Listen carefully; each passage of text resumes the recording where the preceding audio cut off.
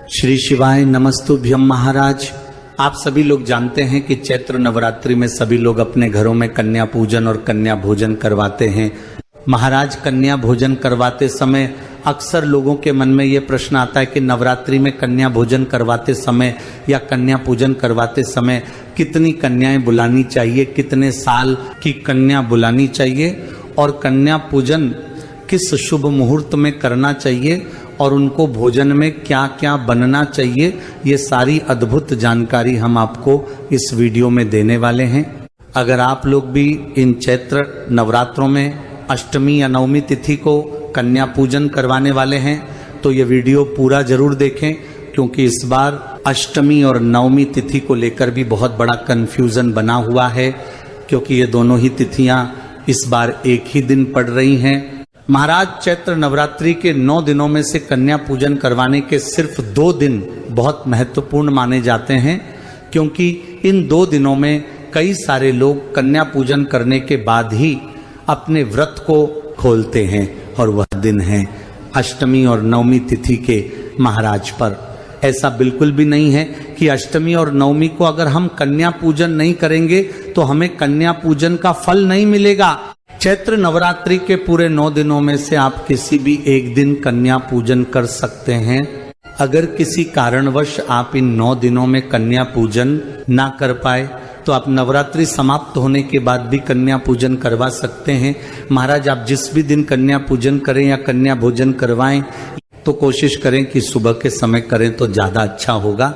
और इस बार कन्या पूजन अष्टमी के हिसाब से 26 मार्च को किया जाएगा और नवमी के हिसाब से 27 मार्च को किया जाएगा। महाराज, सबसे पहले आप जिस भी दिन कन्या पूजन करने वाले हो उस दिन सुबह जल्दी ही सभी कन्याओं के घर पर एक बार बुलावा देकर आ जाए कि आज आपकी लड़की को या कन्या को हमारे घर पर कन्या पूजन के लिए भेज देना। और जिन कन्याओं को आप कन्या पूजन के लिए बुलाएंगे कोशिश करना कि वह 1 साल से 10 साल के बीच की कन्याएं हों। उसके बाद अपने घर आकर कन्या पूजन की आप तैयारी करना, जिसमें सबसे पहले मुख्य रूप से आप भोजन की तैयारी करना। कन्या पूजन में आप कुछ बनाओ मत बनाओ, पर खीर और पूरी विशेष रूप से बनाना।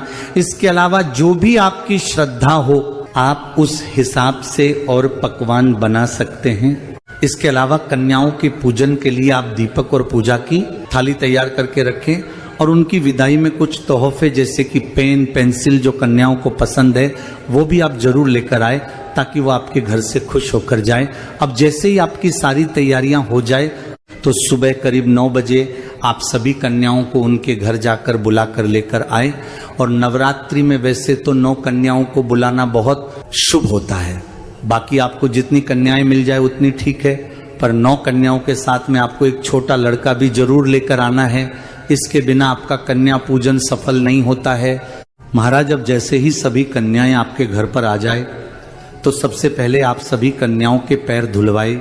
आप चाहे तो इस पैर धुलवाने वाले जल में गंगा जल और गाय का दूध मिला सकते हैं और फिर इसके बाद इस जल को अपने पूरे घर में छिड़क सकते हैं और बाकी जल किसी पेड़ में आप डाल सकते हैं। महाराज, जब आप कन्याओं को भोजन करवाएं तो ऐसा भाव रखें कि आपके घर में स्वयं 9 माता रानी आई हुई है और जितनी देर वह आपके घर में रहे वो खुश रहे, खेलती रहे, ऐसी आपको कोशिश करना है। अब आप उन्हें सबसे पहले भोजन करवाएं।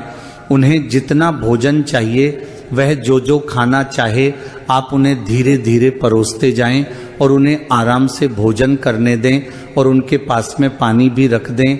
महाराज, जो भोजन आप कन्याओं के लिए बना रहे हैं उसमें लहसुन प्याज नहीं होना चाहिए, शुद्ध और सात्विक भोजन ही वह होना चाहिए। महाराज, अब जैसे ही सभी कन्याएं भोजन कर ले उसके बाद आप उन्हें अच्छी जगह पर बैठल दे, क्योंकि अब हम कन्याओं का पूजन करेंगे।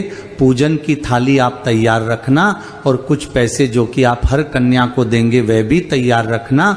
महाराज, अब सबसे पहले सभी कन्याओं को आपको तिलक लगाना है, चावल लगाना है, सभी कन्याओं को चुनरी उड़ाना है, उनके पैरों में माहौर लगाना है और उनको कुछ पैसे दे देना है, भले 5 रुपए 10 रुपए जितना आप देना चाहे। महाराज, वैसे तो गेहूं देना ज्यादा शुभ माना जाता है, इसलिए आप सभी कन्याओं को एक एक पन्नी में गेहूं दे तो और अच्छा है। इसी के साथ में आप कन्याओं को कोई फल जैसे कि केला, सेब फल, अंगूर वगैरह भी जरूर दें महाराज। इसके बाद आप सभी कन्याओं के पैर छूकर आशीर्वाद जरूर ले और अपने घर के सभी सदस्यों से कहें कि सभी सदस्य सभी कन्याओं के पैर छुए और सभी कन्याओं से आपको ऐसा बोलना है कि बेटा वापस जरूर आना और आते रहना। महाराज कन्या पूजन में आई हुई सभी कन्याएं आपके घर से खुश होकर जानी चाहिए, इसलिए उनके लिए कुछ तोहफा जैसे कि खेल खिलौने, कॉपी, किताब, पेंसिल, रुमाल, कंगन जो उनको पसंद हो या चॉकलेट, टॉफी वगैरह जरूर देकर भेजें ताकि वह खुश हो जाए। महाराज अब सभी कन्याओं को एक एक करके आप उनके घर तक छोड़कर आए। महाराज कन्या पूजन अगर आप लोग अष्टमी को कर रहे हैं तो दोपहर 12 बजे से पहले पहले कर ले, और नवमी को कर रहे हैं तो सुबह 10 बजे से पहले पहले आपको कन्या पूजन हो जाना चाहिए, क्योंकि इस बार 26 तारीख को ही अष्टमी और नवमी भी पड़ रही है, पर 27 तारीख को सुबह 10 बजे तक ही नवमी तिथि होगी। इसके बाद दशमी तिथि शुरू हो जाएगी, इसलिए नवमी को कन्या पूजन करने वाले सुबह 10 बजे से पहले पहले कन्या पूजन कर ले। बाकी 26 मार्च को अष्टमी दोपहर 12 बजे तक होगी और इसके बाद नवमी तिथि शुरू हो जाएगी।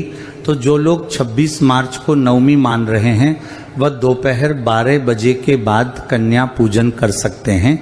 महाराज इसके अलावा अगर आपको कन्या पूजन करने में और भी कोई परेशानी आए तो वह आप हमसे कमेंट करके पूछ सकते हैं। आप यह वीडियो कहाँ से देख रहे हैं कमेंट में जरूर बताएं। श्री शिवाय नमस्तुभ्यम महाराज।